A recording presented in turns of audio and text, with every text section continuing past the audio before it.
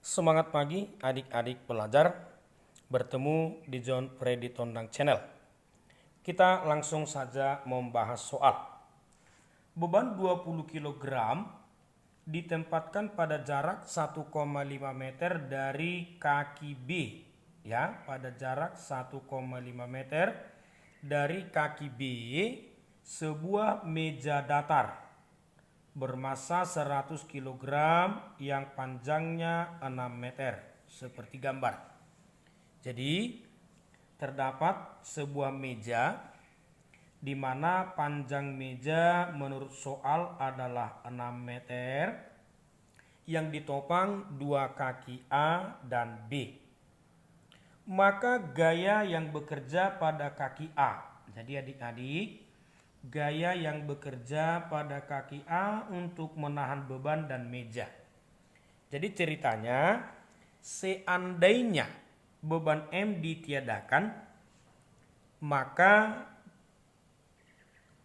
kaki A dan B akan menopang beban yang sama.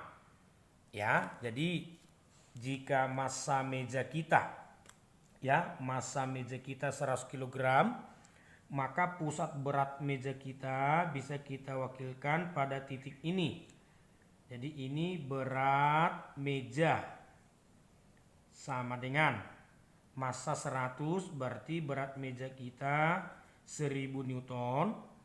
Dengan catatan panjang meja 6 meter, maka kita pastikan sisi ini 3 meter. Lalu dari A ke pusat meja juga 3 meter.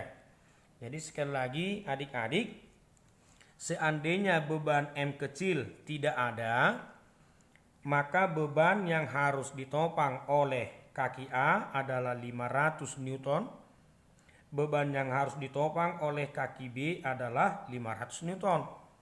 Nah, menurut soal kita terdapat beban tambahan yang lebih dekat pada kaki B, sehingga logika mengatakan beban di B akan lebih besar.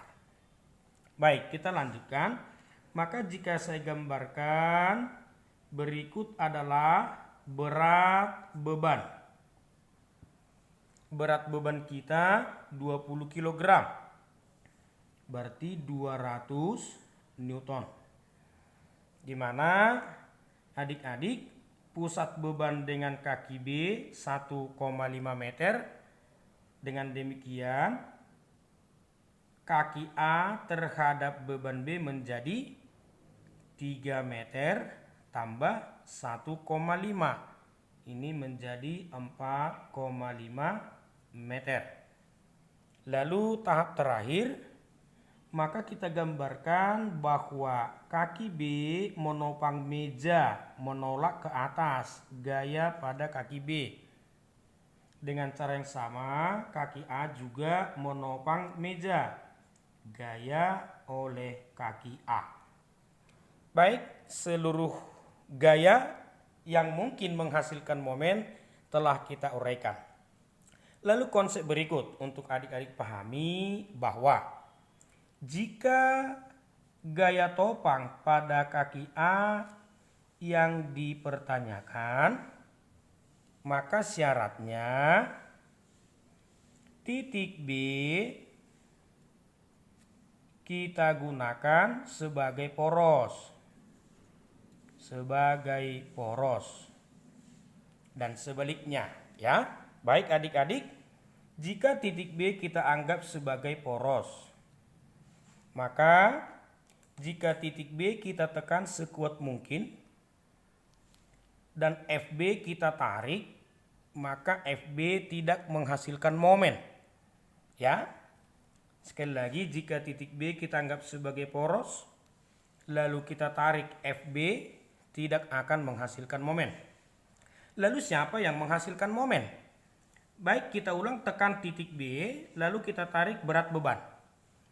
Berat beban kita tarik akan terjadi rotasi berlawanan jarum jam, negatif. Tekan kembali titik B, tarik berat meja, akan terjadi rotasi melawan jarum jam, negatif. Bisa adik-adik, jadi ketika kita tarik beban B, jarak antara beban B dengan poros 1,5 meter. Ketika kita tarik beban M, meja berotasi, jarak antara WM dengan poros 3 meter. Lalu ketika kita tekan titik B, jika FA kita tarik, berotasi searah jarum jam, ya, searah jarum jam. Berarti untuk FA kita gunakan nanti positif. Sedangkan jarak antara FA terhadap poros adalah 6 meter. Artinya merupakan panjang keseluruhan dari meja. Baik adik-adik, maka dengan demikian kita kembali menggunakan bahwa sigma momen harus sama dengan 0, di mana momen yang positif akan sama dengan momen yang negatif. Yang positif adalah FA kali 6, F kali R.